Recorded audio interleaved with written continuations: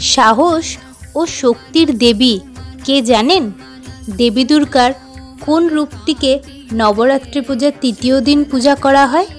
তা হলো দেবী চন্দ্রঘটা। কি জানেন তার আরাধনা করলে ভয় দূর করা যায়? দেবী চন্দ্রঘটা আমাদের ভয় ও নেতিবাচক শক্তিকে দূর করে। তৃতীয় দিনে তার পূজা করলে সাহস ও ধৈর্য বৃদ্ধি পায়। আর এই তৃতীয় দিনের রং হলো লাল, যা সাহস, উচ্ছ্বাস ও কর্মশক্তির প্রতীক। জীবনে চ্যালেঞ্জের মোকাবেলা করতে ভক্তদের দৃঢ় করেন। তাহলে আপনাদের সাহসী মুহূর্ত শেয়ার করুন এবং অন্যদের ইন্সপায়ার করুন। সাথে আমার পেজটিও ফলো করতে ভুলবেন না দেবী দুর্গার বাকি রূপের মাহাত্ম্য জানতে।